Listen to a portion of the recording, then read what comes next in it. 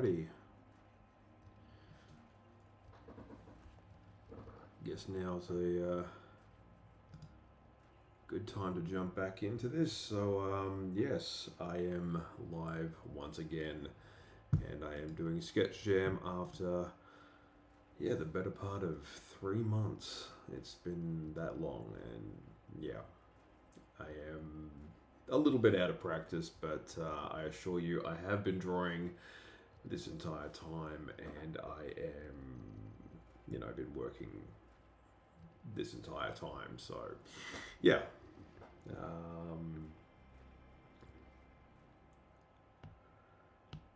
Bringing back the old famous faces as it was, and I am looking forward to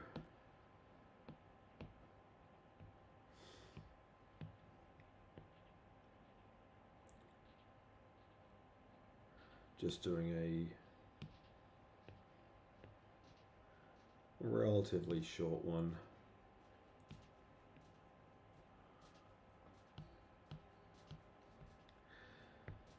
So, I'll just go over the news, I guess. That's a good place to start. I've recently gotten the DJI mini lapel mic, so I don't have to worry too much about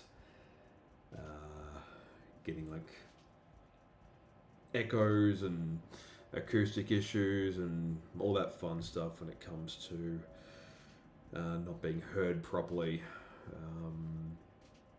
And these are actually really, really good. Like, I was genuinely surprised, and I find the little what are they called? The wind breaker things, these little fuzzy hats that they wear, absolutely adorable as well. Like, I've got another one. It's very cool. It comes in a box of two, so I really should stop talking about them. So what I'm going to be drawing here is obviously, I want to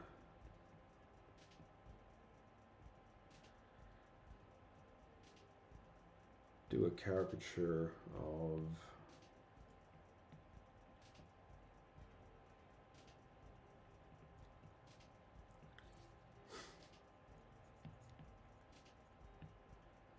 Sabrina Carpenter here.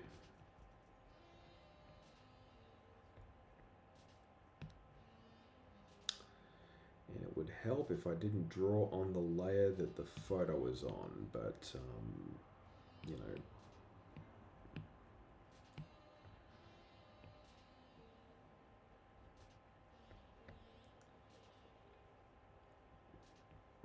it's kind of a whatever.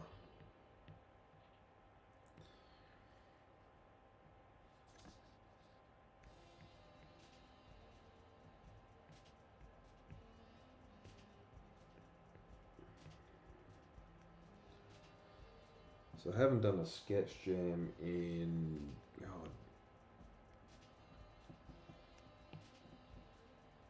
yeah, a bit over 2.5 months at this point. It's in terms of being a content creator, that is a nauseating long time. And don't get me wrong, I was still like uploading and making new stuff and really devoting my attention to other platforms.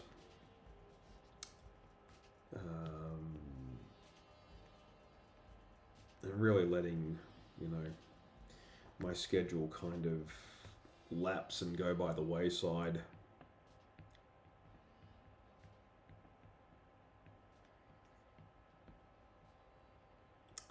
But I assure you, I am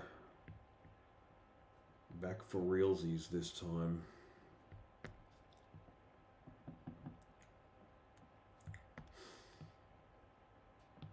And I sort of want to keep the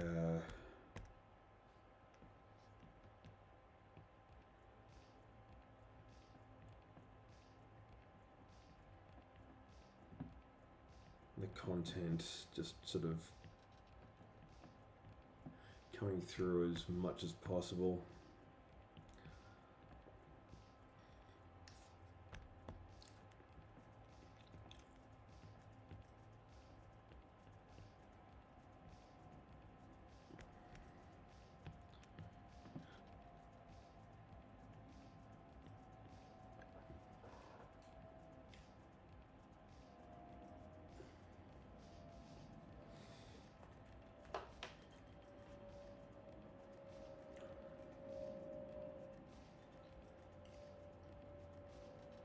Obviously, I don't want to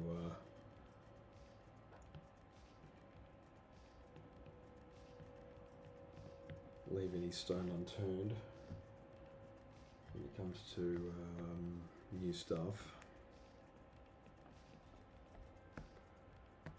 Because that's the thing, I had an absolute backlog of content that I wanted to upload.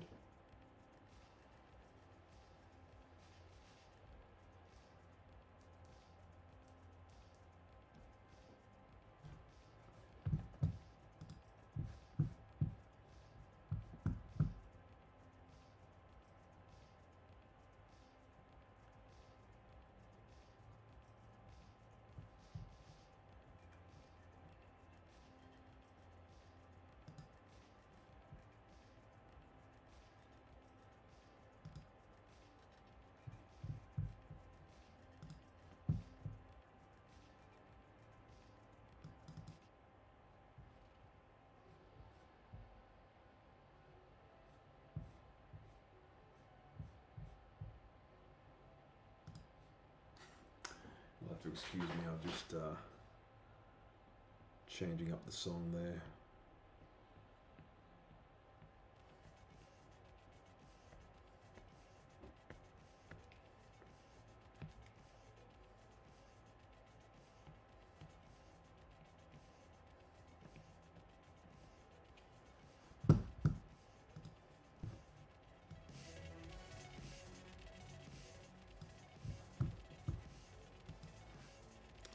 Just have it playing very quietly in the background.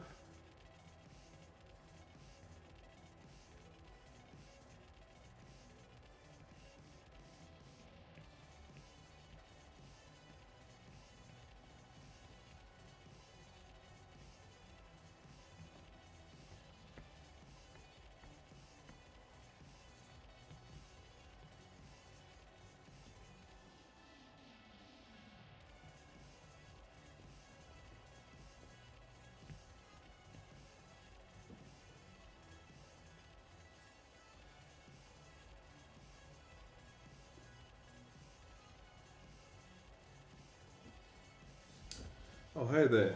How's it going?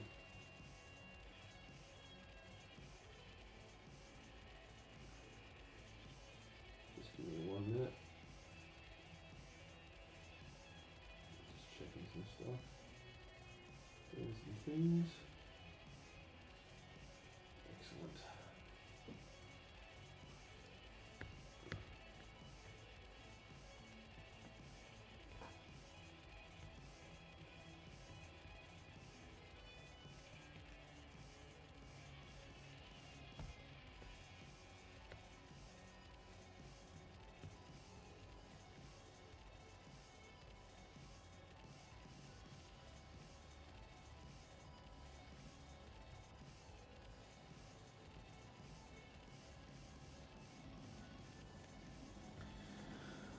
So you may be wondering why the format is so like squashed and narrow here. This is basically mobile phone width. So yeah, I can draw to like these dimensions.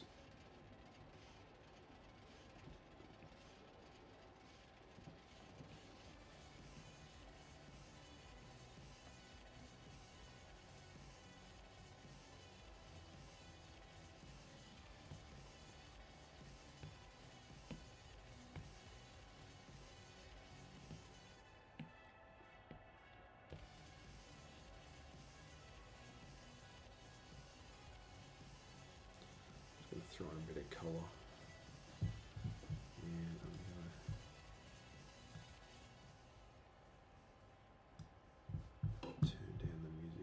ever so slightly.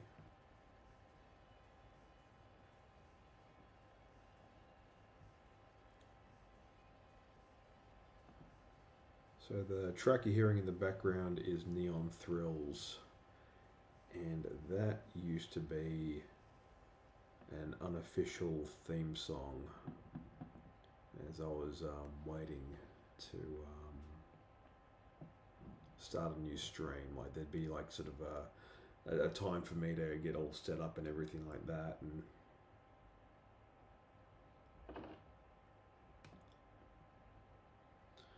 I'd have that just playing.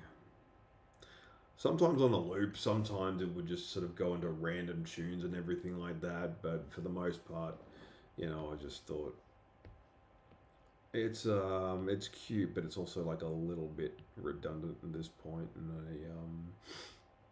I've since scrapped using that song.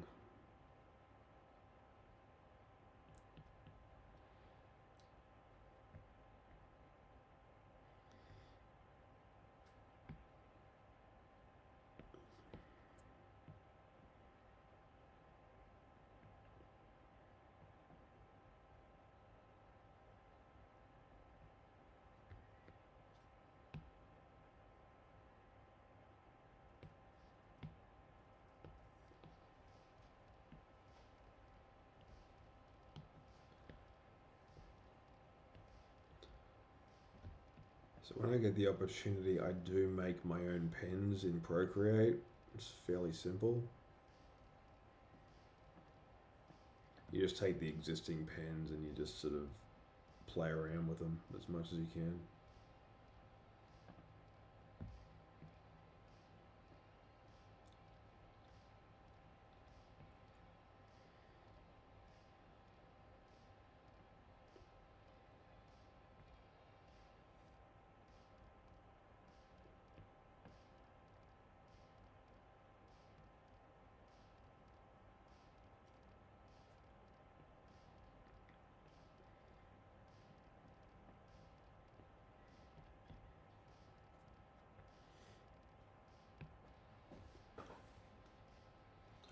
It's actually a whole lot hotter than I thought. I don't know what cat's eye is, but I am happy to look it up.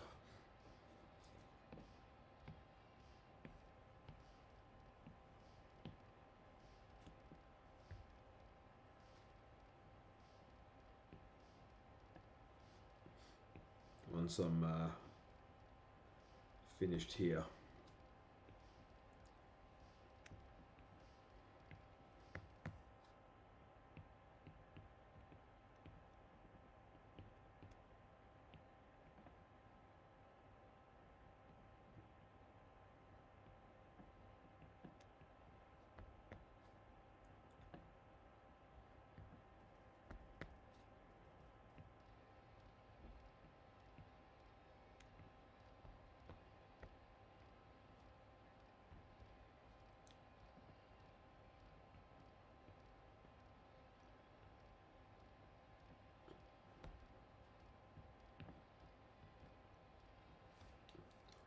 I'm gonna find some different pics. What's her name?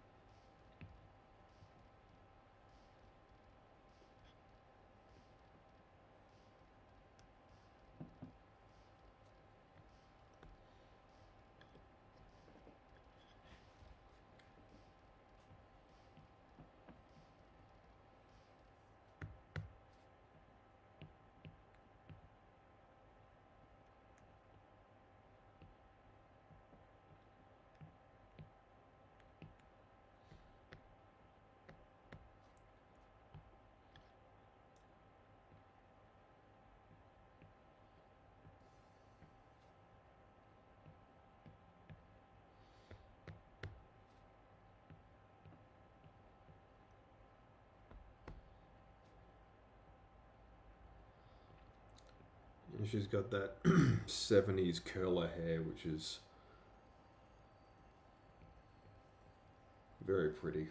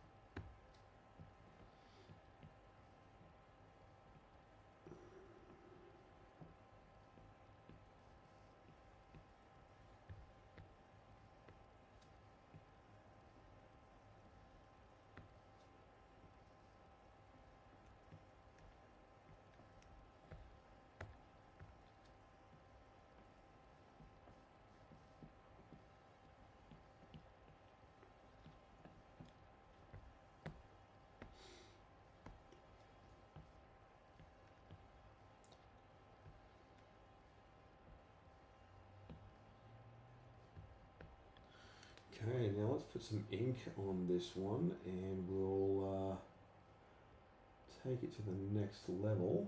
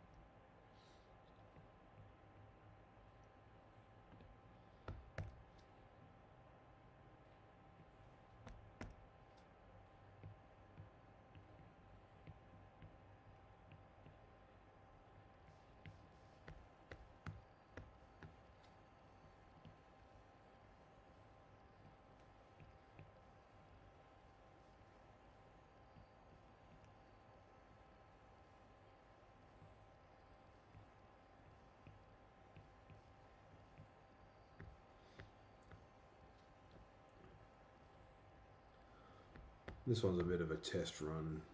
I mean, everything's a test run when it boils down to. But I think because I've been away for so long, I haven't done a sketch jam in basically 90 days.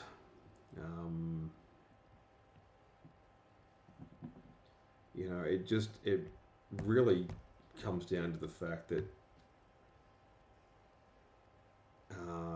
new skill, particularly new skills, like skills that you've recently, you know, put in effort to start acquiring, they absolutely have a shelf life. You got to work at that stuff like all the time.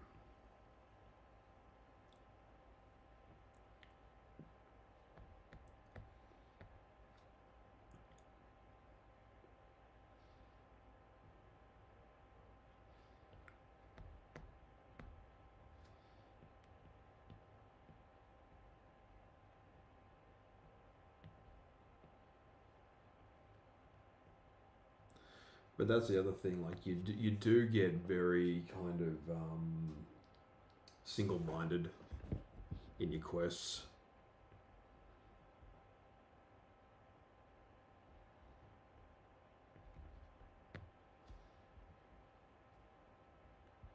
It's like I'm absolutely going to achieve this, and it's going to be awesome when I do.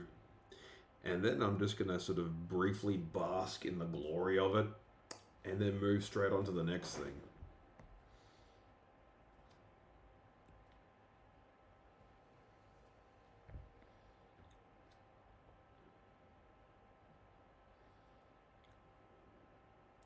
because that's basically the life when you're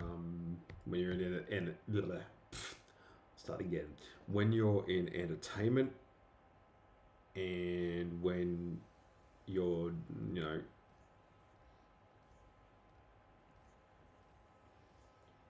when you've set some goals for yourself, and that's how it all works.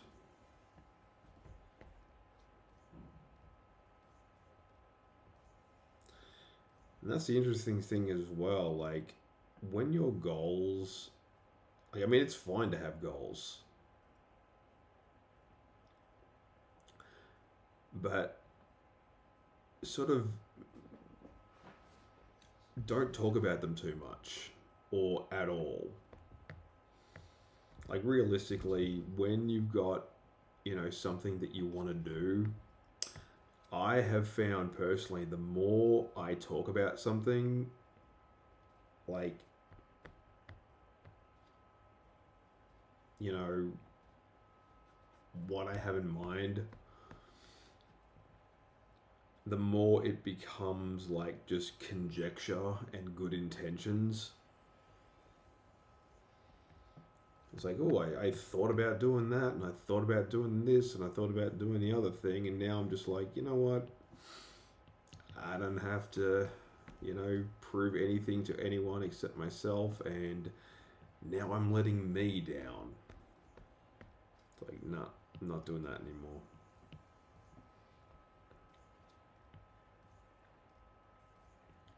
And that's the interesting thing about, you know, realizing that the time here is finite, and you've absolutely got to do what you can with what you have, and try not to cringe too much along the way. I've found that also is a very important thing. Like, you cannot be like too worked up about these sorts of things.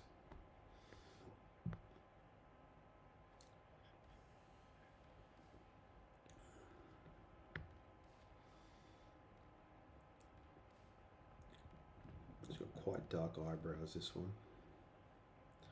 Watch this interesting video on TikTok of all places about how the United States is realistically divided up. Like, it's not like, I mean, it is and it isn't, 50 separate states. It's more like 10 distinct areas that have some overlap, but for the most part are as about as culturally distinct from each other as the countries and nation states of Europe.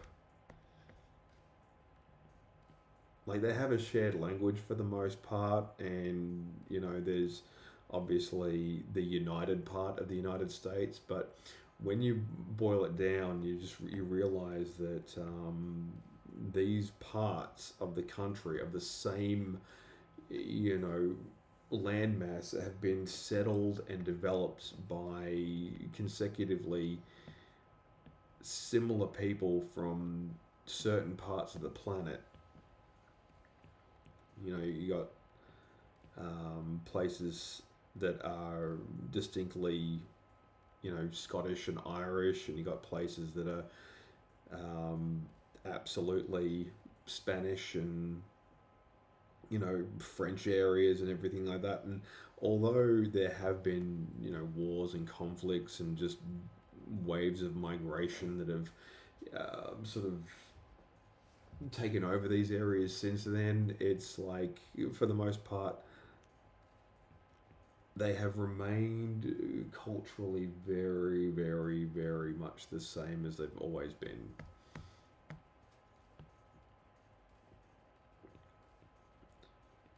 And it's like it's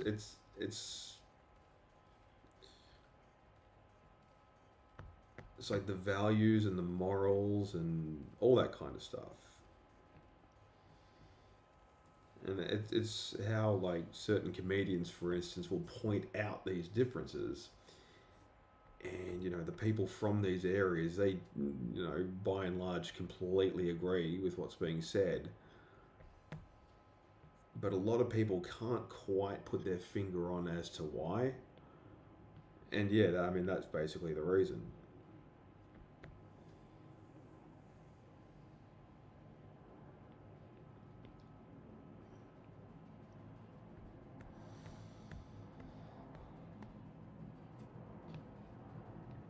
So we'll knock out that under sketch.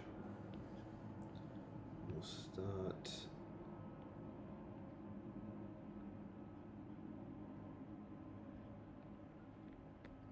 banging in the colour.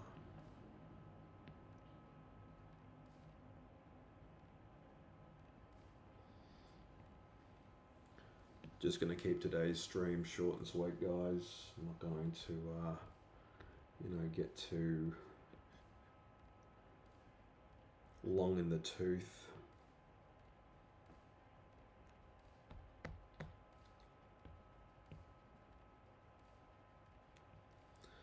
I recorded some B-roll for an upcoming stream. I will be doing some more fan art stuff because I do have a convention coming up in a few months. Looking forward to that. Some sad news. Tragically, at a convention that I wasn't at, there was a car accident that actually hit and killed one of the attendees.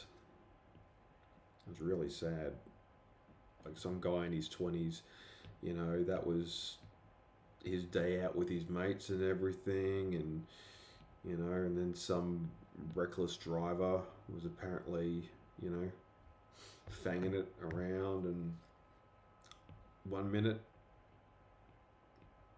he's either moving around or on his way out of the convention hall. Next minute, like, there's this car, and like you see like this indentation in the crumple zone at the front of it where he's hit and his head has gone and it's just smashed and ricocheted off the windscreen, and you can see this head-shaped depression, like crack in the windscreen, and you just think, yeah, that's some brutal Final Destination right there.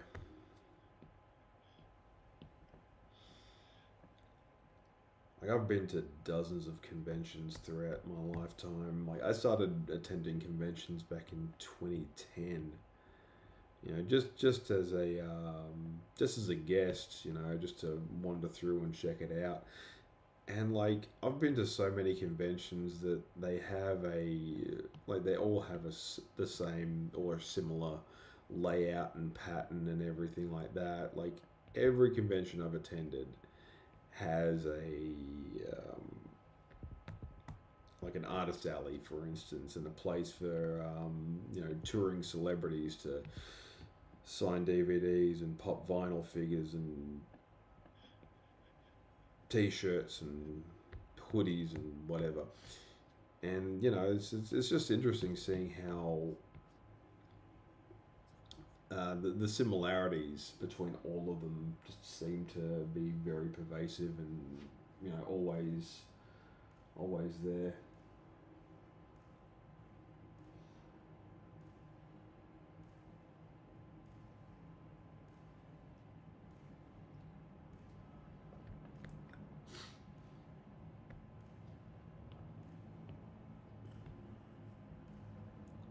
So I'm genuinely fascinated by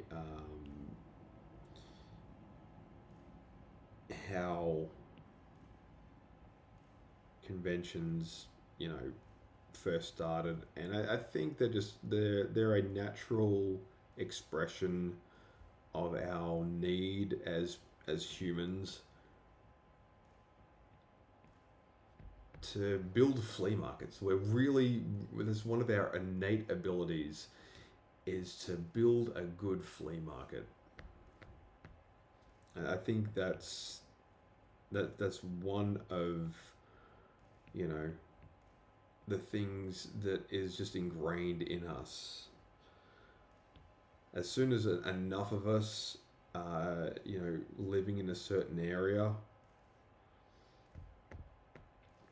there's just there's just this strong desire that just comes from tribal and communal living, where we just absolutely have to have a flea market.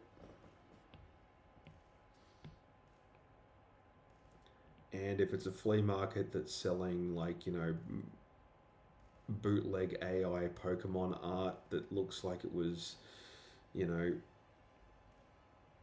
done pretty much the night before the convention, then yeah, that's pretty much where it comes from. That's the whole impetus behind, conventions and stuff. And like, I've been to heaps of them, and I find that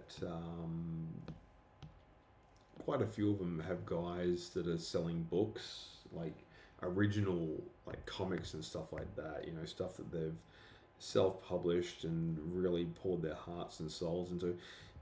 And some of them are good, like some of them are genuinely good, but I have found that, like, most of the self-published stuff, with only a few exceptions, is usually pretty ordinary.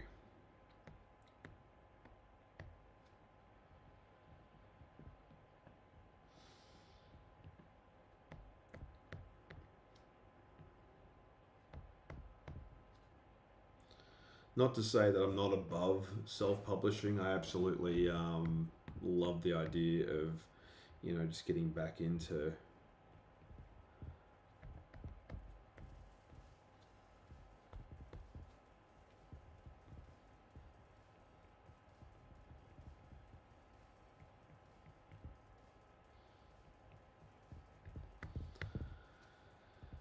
compiling a bunch of original content.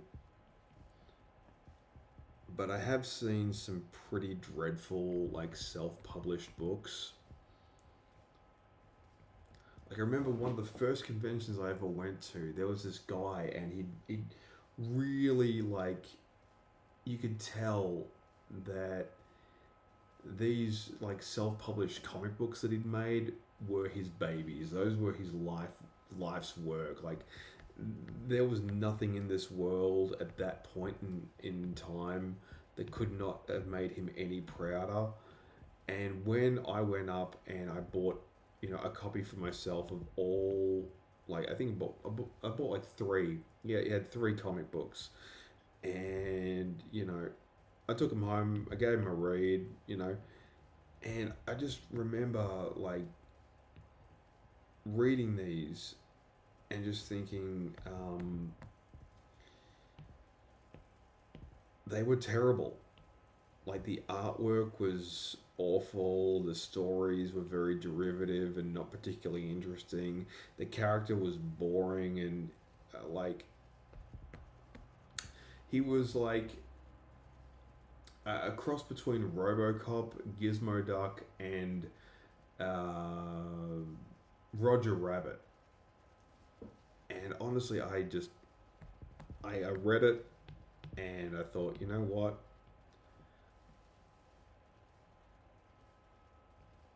I felt good just giving the guy some money. You know that feeling you sometimes get where you feel magnanimous and charitable. Like, I don't know if anybody else feels this, but like, you ever go to, like, well, for instance, a flea market, and you just think, yeah, these people, they seem pretty poor.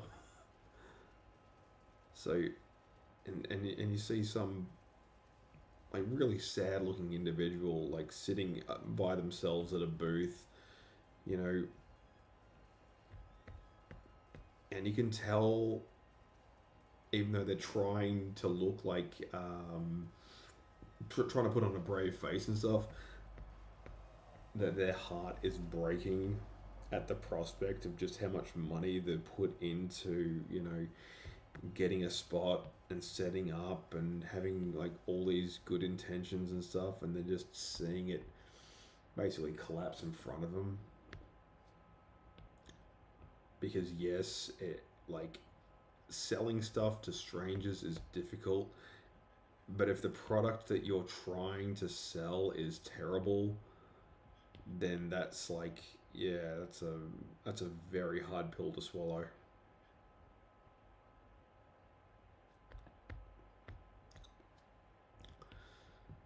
See, when I do conventions, all I do at them is just caricatures. I just say, look, if you want to get yourself a drawing, that's what I do. I sell pretty much nothing else. There might be, some like prints or gift cards or whatever, but for the most part, like I don't have anything particularly to sell. Like I'm just there to draw some funny pictures, and every now and then I will get people going, oh, can I buy one of your wall prints? And I'm like, yeah, absolutely. It's like I'm not gonna turn down a sale because I am too critical of my own artwork. I'm just not that. I'm not wired that way. I'm just like, look, if you want it and you're willing to pay the what I'm asking for it, then yeah, have it. It's cool. Like that's absolutely how I view that kind of stuff.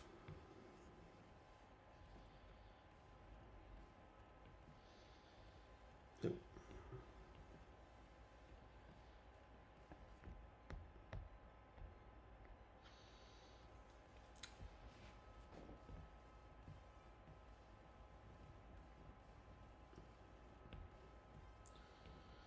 And that's the interesting thing as well. Like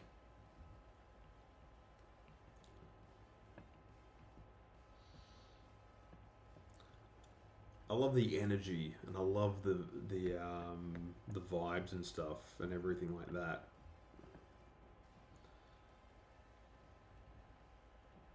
That a convention can bring.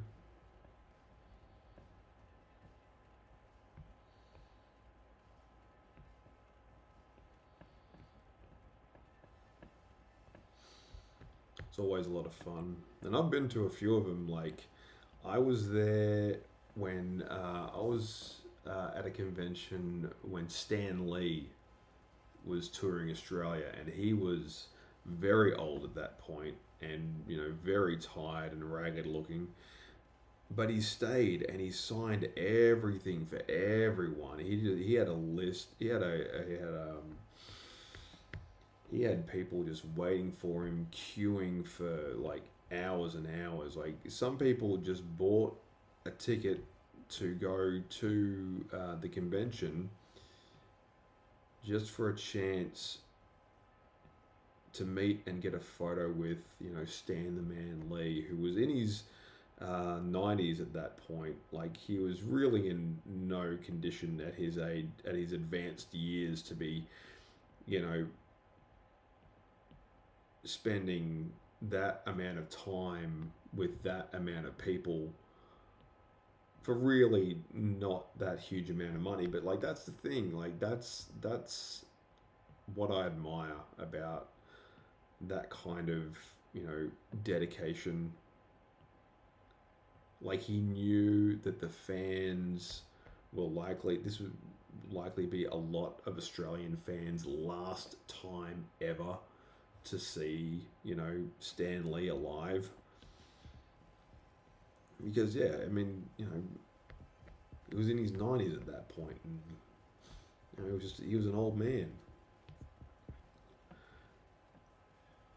And I mean, like you've got a legacy when a complete stranger just comes along with you know a wagon full of merchandise, and he wants you to sign all of it, and he doesn't care how much it costs. And yeah, look, I admire that, like, just that, the business sense of it all. I admire, I admire two things: work ethic and, like, just, how am I going to make money doing this?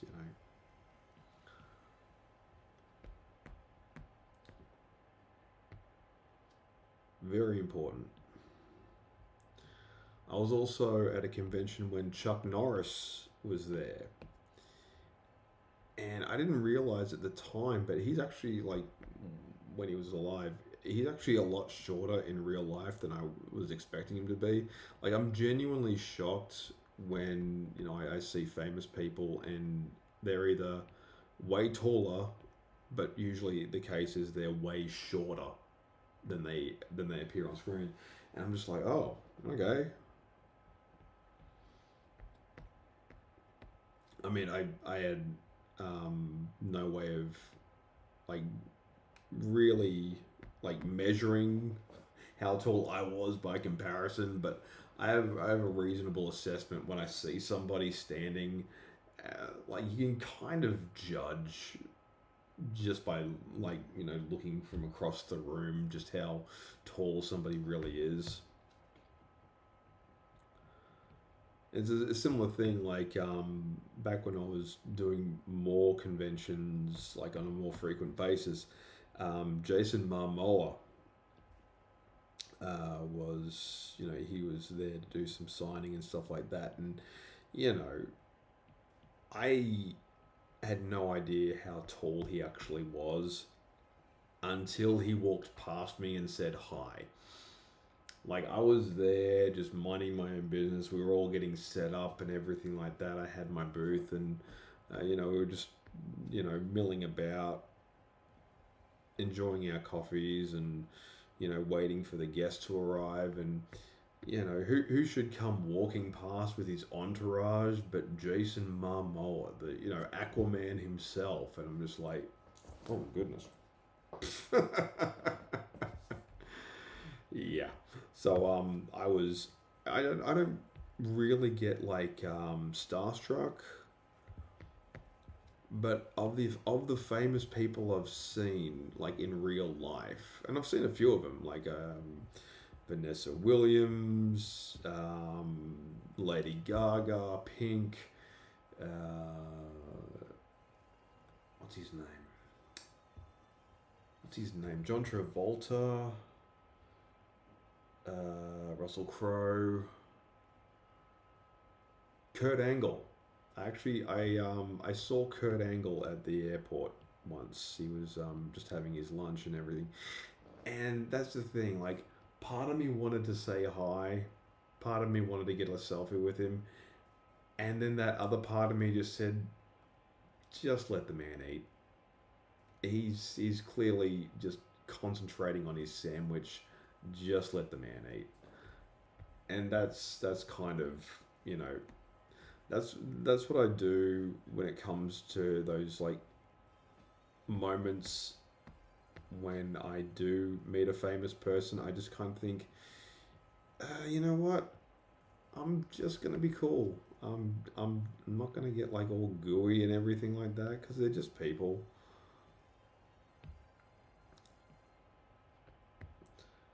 And that's the thing. Like,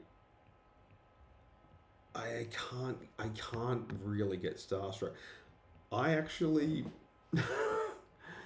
I was at a gig, and I was working at the Four Seasons in Sydney, and this was like last year, and it was for a Christmas party, and I get on the elevator to go up to the party and everything, and the comedian Tom Segura was on my elevator.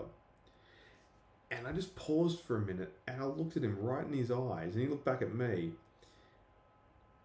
And for a moment, I'm thinking, you look familiar, but I'm not sure. I can't put a name to the face. You ever have that moment where you just sort of think, oh, he's from that thing, that movie, that TV show, that Netflix special. He's from something, and I'm just drawing a blank because that's the thing. Like you get so used to seeing these people like either on your phone or you know on like big projection movie screens and everything like that, and you just think, oh wow. And then when you see them in real life, and Tom's actually reasonably tall, like he's around about my height, so like I was expecting a shorter guy as well, but like he's fairly tall, and that's the thing, like seeing a famous person in real life when you're not expecting to see one, it also in close proximity, like on an elevator, that also threw me as well.